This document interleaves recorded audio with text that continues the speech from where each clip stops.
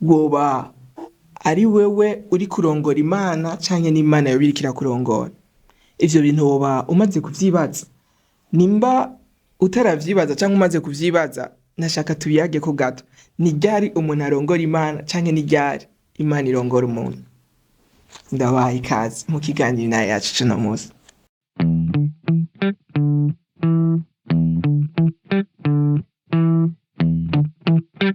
Ego, ndabaramukije mwese, nizera ko mugwe neza. Muri kino kiganiro nkuko twashoboye kubiyagako imbere, bati yoba ari uri kurarongora Imana canke yoba ari Imana iriko irakurongora. Kuko kenshi mu buzima bwacu hari igihe usanga dushaka kurongora Imana kandi bidashoboka. Mu bisanzwe Imana iba alpha mu bintu yahamagawemwo. Imana iba omega mu bintu yahamagawemwo kuba alpha. Imana ntizokubera omega mu bintu itari alpha. Kuko yavuze ngo nije ntanguriro nije niherezo. Imana ni alpha kandi niyo omega. Rero kenshi turatangura ibintu tukabitangura ugeze hagati ukavuga ndakeneye iherezo ry'ibi bintu, ndabona ko umenga iherezo ry'ibi bintu ririmo igifunga cyane. Yo Mana, ndasavye umfashe, ndasavye undengere ugirene.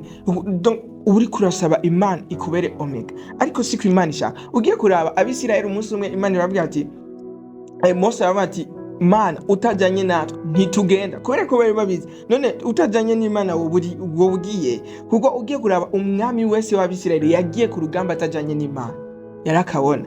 Agenda abe umuntu umunsi nongati Sauli agikorana n'Imana, Imana igendana nawe, yaranesha, yari intwari, yaranesha, nta rugamba rwamunanira. Ariko umunsi umwe arayiva ko atangura kwirongora, bati rero ubu rero birashoboka, reka ngende. Imana nyumva akavuga ati reka nkore, hama Imana iransanga. Ako yabona amabara. Rero igihe cyose, ikintu cyose uzoshaka gutangura, nimba ushaka gutangura business, nimba ushaka gutangura mariage, kushinga urugo, nimba ushaka gutangura ishuri, nimba ushaka ikintu cyose, imbere yo gutangura reka kwanza ube sure umenye ati mbega Imana yoba iri kumwe nanje. Kuko igihe cyose ushaka kwirongora wisanga ufise ingorane. Je mu buzima bwanje ibintu byose nagerageje gutangura Imana, navuga ati ntabitangura hama nkaca nshaka Imana indongore muri ivyo, wasanga igihe cyose wasanga ndavyicuza. Ariko ibintu natanga nkabati Imana handongore, nasanga ibintu bigenda neza kandi sinigera ndavyicuza. Hari abantu hari igihe bishika ugashaka kuronka ubutunzi, mugabo ubwo butunzi butari mu Mana. Ukashaka rero umaze kuburonka Imana igufashe kubujera, ugaca bigorana cyangwa usanga nta mahoro birimo, ukaca utangura guhamagara Imana. Imana izoza kuba omega mu kintu yabaye alpha. Imana atari alpha mu buzima bwawe ntizoza kuba omega mu buzima bwawe. Bisaba yuko Imana ikubera alpha hama ukaca uyihamagara ikakikubera omega. Itabaye alpha ntizoba omega mu buzima bwawe. Ikintu cyose ushaka gukora bwira Imana, uyihamagara ugira ati Imana ndakeneye ko kino kintu kimfasha. Kuko atari iyo ijambo ry'Imana rivuga ngo uhora atari we yubaka inzu, abayubaka baba bariko bararuhira ubusa. Ngo uhora atari we azigama igisagara, abakizigama bo baba bariko bararuhira ubusa. Ntaco bifatanye. Zaburi ya 33 iravuga ngo amafaransa canke iki ntibishobora gukiza umuntu, ariko ikintu gishaka gukiza umuntu nuhoraho wenyene. Ngo kandi ngo arahiriwe ihanga rifise uhoraho nk'Imana yabo. Rero ikintu cyo gufasha ni kugira Imana nk'Imana yawe. Uhora akaba Imana yawe, akavuga ati ni wewe Mana yanje, ndakumana ko vyose, niwe nizeye ko vyose.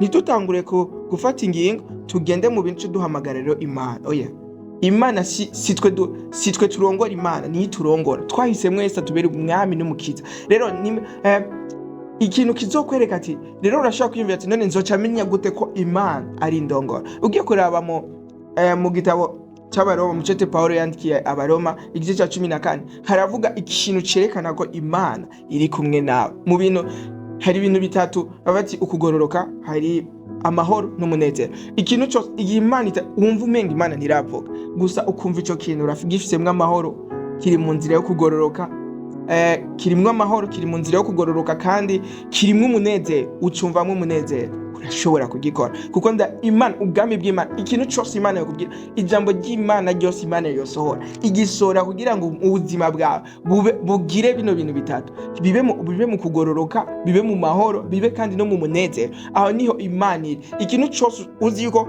pangira ntangura ikintu nturinde kubaza Imana nk'akarorero kazamva umuntu ariko aragupropoza gukora icyaha ariko agupropoza kuja mu bintu bidashobotse ukavuga ati Mana ndabijemwo cyane. Ntibikeneye ko tubaza Imana mu bintu nyinshi nta kugororoka kurimo kuko ikintu Imana izojamo ni ikintu kirimwo umunezero kirimwo amahoro kirimwo no kugororoka. Kitarimwo ivyo bintu bitatu Imana nizokijamo kuko Imana izoba omega mu kintu yabaye alpha.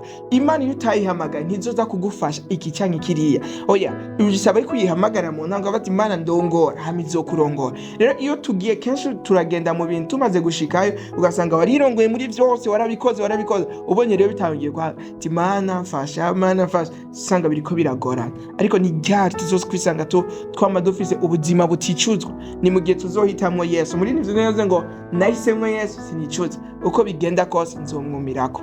Rero nahisemwo Yesu ntazokwigera nicuza uko vyogenda kose nzomwumirako kubera ko niwe murongozi wanje. Ngo ivyo yangiriye ivyo yankoreye ivyo azonkorera nivyo ariko arankorera ni vyiza kuko abikora mu rukundo. Ivyo atankoreye n'ivyo atarankorera ivyo atankoreye ivyo ateka arankorera n'ivyo atazonkorera ni vyiza kutabinkorera kuko biri mu rukundo. Rero reka twizere Imana kandi twemere iturongore ikigomba kiba arico dukora. Hama mwarahezagiwe cyane ku kiganiro na yacu y'uno munsi mwashoboye gukurikira. Tuzosubira mu kiganiro na yacu cy'ubutaha. Ibihe ni vyiza cyane.